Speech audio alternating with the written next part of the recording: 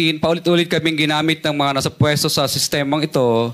Wala kami magawa dahil kung hindi kami makikisama, gagawa nila ng problema ang project na na-award sa amin sa pamamagitan ng mutual termination o pagkakaroon ng right-of-way problem na parehong nagdudulot ng hindi matuloy ang implementasyon ng mga proyekto. Matapos naming manalo sa mga bidding, may mga opisyal mula sa DPWs ang lumalapit sa amin para humingi at kumuha ng bahagi niya sa halaga ng proyekto. Ang hinihingi nilang porsyento ay hindi bababa sa 10% at umaabot pa sa 25% na naging kondisyon upang hindi maipit ang implementasyon ng kontrata. Ito ay binibigay namin sa kanila ng cash. Ang bawat transaksyon ay may karampatang voucher at ledger na nagsasaad ng mga araw at kung kailan nila ito natanggap. Ilan sa kanila ay sina Terence Calatrava, former Undersecretary of Office of the Presidential Assistant of the Visayas of the Philippines, Kong Roman Romulo of Pasig City, Kong Jojo Ang of Uswag Ilonggo Party List, Congressman Patrick Michael Vargas of Quezon City, Kong Juan Carlos Arjo Aitaide of Quezon City, Nicanor Nicky Briones of Agap Party List, Congressman Marcelino Marcy Teodoro of Marikina, Congressman Florida Robes of San Jose del Monte, Bulacan, Congressman Leandro Jesus Madroño of Romblon, Congressman Benjamin Benji Agarao Jr., Congressman Florencio Gabriel Bemnoel of Anwaray Party List, Kong Leo de Ode Tariela of Occidental Mindoro, Congressman Reynan Arrogancia of Quezon Province, Kong Marvin Rillo of Quezon City, Kong Teodoro Haresco of Aklan, Kong Antonieta Yudela of Zamboanga, Sibugay, Kong Dean Asisio of Caloocan, Kong Marivic Pilar of Quezon City. 21. Mayroon ding mga kinatawan ng ilang politiko na nakikipagtakbo sa amin upang manghingi ng porsyento kapalit ng mga porsyento ng mga proyekto. Ang mga porsyentong ito ay 25% ay ipinipilit sa amin bilang karaniwang kalakaran na wala akong kakainang tanggihan.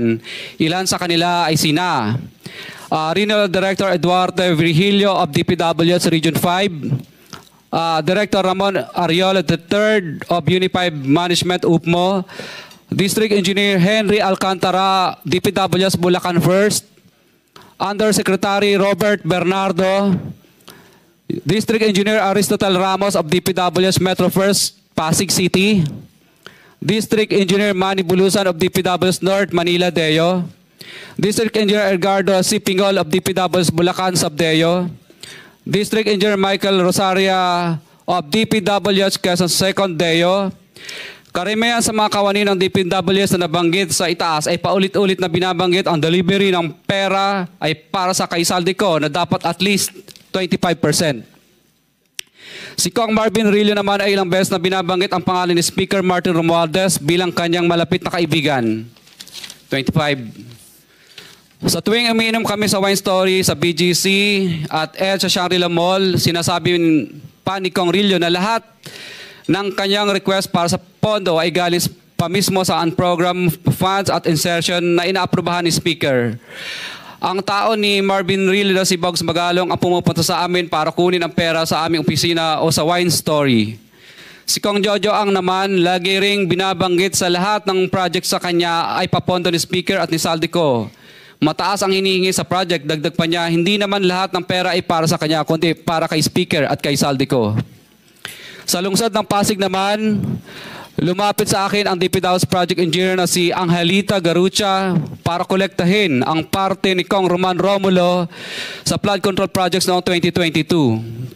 Number 28. Pagdating ng 2025, si District Engineer Aristotle Ramos ang sumunod na nagpakilala na bagman ni Kong Roman Romulo kung saan 30% ang kanyang hiningi ay para kay Kong Roman Romulo.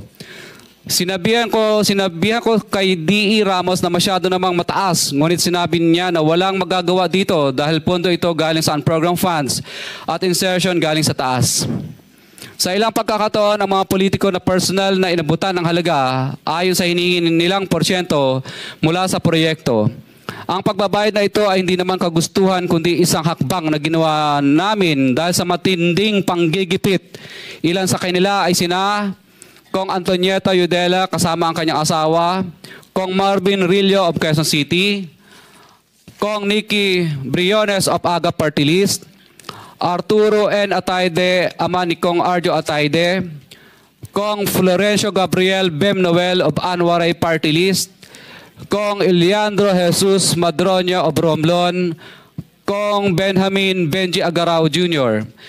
Bagamat naging matinding pagsubok ang kabawasan ng pondo na nakalaan sa proyekto, pilit at matapat naming sinusunod ang bawat espesipikasyon na nakasaad sa Program of Works na nakasaad sa proyekto ng DPWH. Nakakasiguro kami na nagawa namin ng maayos at matapat ang bahagi o phase ng proyekto na na-award sa amin. Sa katunayan, hindi kami mababayaran ng DPWH kung hindi ito dumaan at pumasa sa maraming material testing na naaayon sa design ng DPWH. Ina-assess at ini-inspect ng DPWH ang bawat proyekto base sa natapos na parte o accomplishment.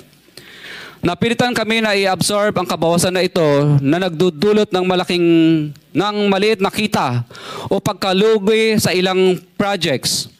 Para makabawi, dinadamihan na lang namin ang partisipasyon sa mga projects. Taliwas sa mga lumalabas na may mga impormasyon sa publiko, hindi kailanman kami gumawa ng ghost projects. At masugid kami nag-i-inspect sa lahat ng aming mga natapos na projects.